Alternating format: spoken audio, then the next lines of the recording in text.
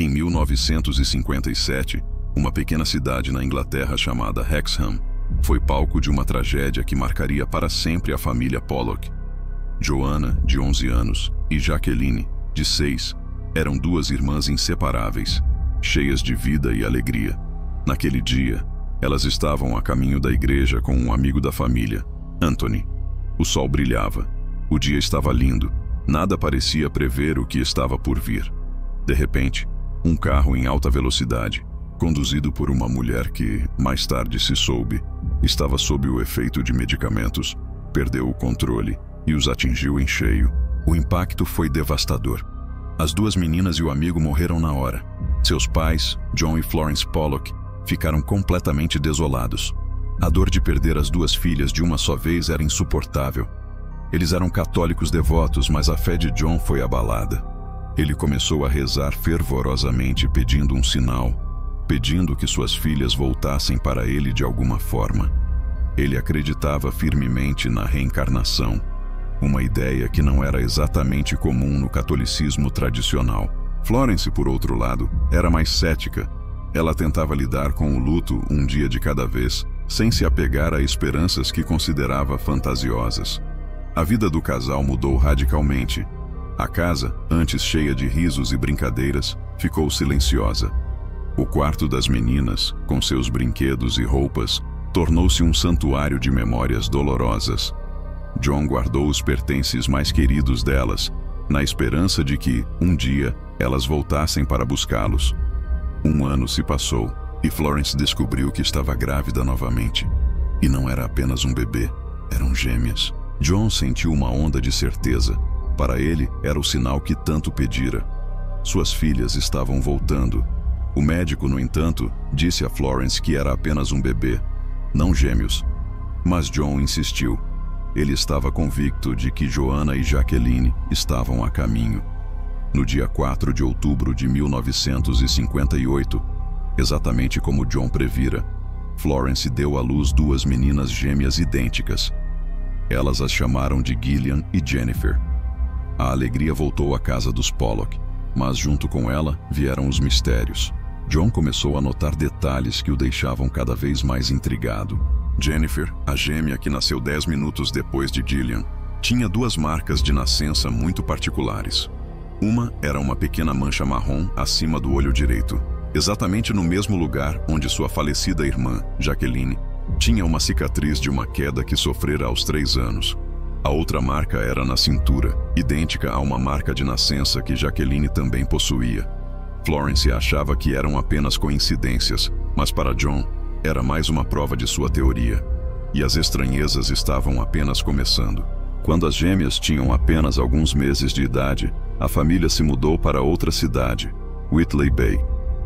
Eles queriam recomeçar, longe das memórias dolorosas de Hexham. As meninas cresceram sem nunca ouvir falar de suas irmãs falecidas. John e Florence tomaram o cuidado de não mencionar Joanna e Jacqueline, nem o acidente. Eles guardaram todas as fotos e pertences das filhas mais velhas, para que as gêmeas não tivessem nenhum contato com aquele passado. Mas o passado, ao que parece, encontrou uma forma de se manifestar. Por volta dos 2 anos, as gêmeas começaram a falar. E as coisas que diziam deixavam seus pais arrepiados. Elas começaram a pedir brinquedos que nunca tinham visto. Certo dia, Jennifer pediu sua boneca, Mary, e Gillian pediu seu boneco, Thomas. Eram exatamente os nomes que Joanna e Jacqueline haviam dado às suas bonecas favoritas, que estavam guardadas em uma caixa no sótão. Como elas poderiam saber? John, curioso, decidiu testar. Ele pegou a caixa de brinquedos das filhas falecidas e colocou na frente das gêmeas. Sem hesitar, cada uma pegou os brinquedos que pertenciam à sua irmã correspondente.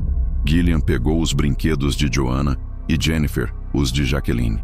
Elas pareciam saber exatamente a quem cada item pertencia. E não só isso. Elas começaram a ter conversas que pareciam vir de outra vida. Um dia, Florence ouviu Jennifer dizendo para Gillian: "Não se esqueça de como eu sangrei pela cabeça. O sangue saiu dos meus olhos." Isso era assustadoramente parecido com a forma como Jacqueline morreu no acidente, com um ferimento grave na cabeça.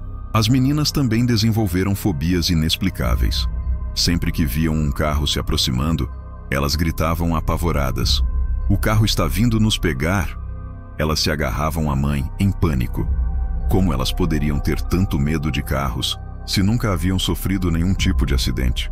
Outro evento bizarro aconteceu quando a família fez uma visita à cidade de Hexham, onde o acidente ocorreu. As gêmeas nunca haviam estado lá, mas, ao passarem por uma escola, elas disseram: "Essa era a nossa escola. É para lá que íamos para a aula." E era, de fato, a escola onde Joanna e Jacqueline estudavam. Elas também apontaram para um parquinho próximo e disseram que costumavam brincar ali. Elas descreviam lugares e eventos da vida de suas irmãs falecidas com uma precisão impressionante, sem nunca terem sido informadas sobre eles. Elas se comportavam de maneira muito diferente uma da outra, assim como Joanna e Jacqueline. Gillian, como Joanna, era mais extrovertida e assumia um papel de liderança. Jennifer, como Jacqueline, era mais reservada e dependente da irmã.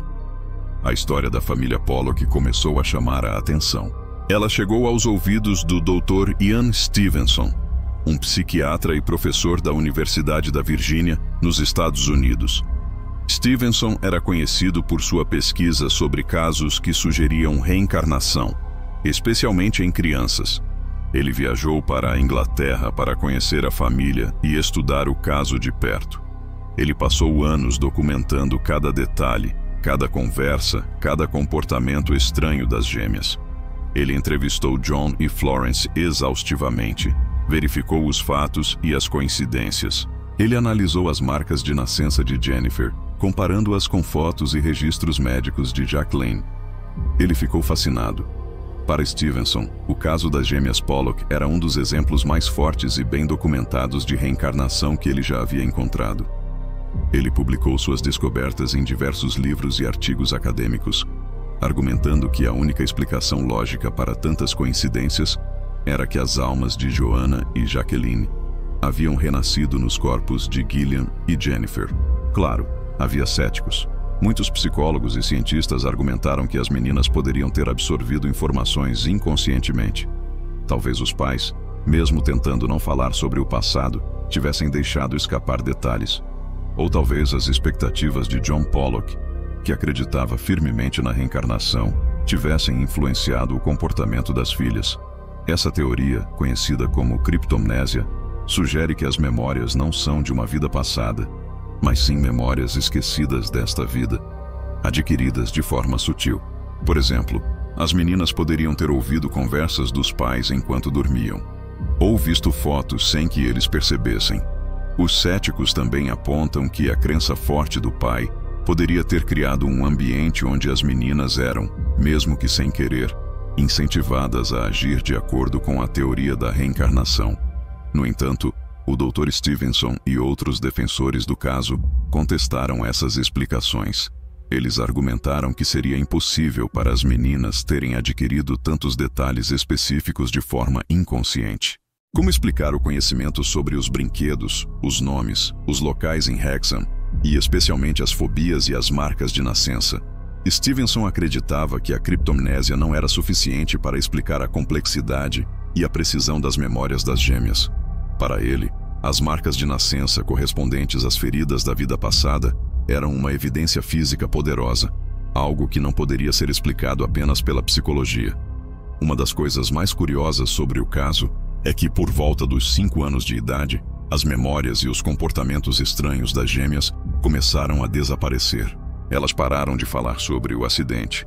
As fobias de carros diminuíram e elas passaram a viver como crianças normais, sem qualquer lembrança aparente da vida de Joanna e Jacqueline.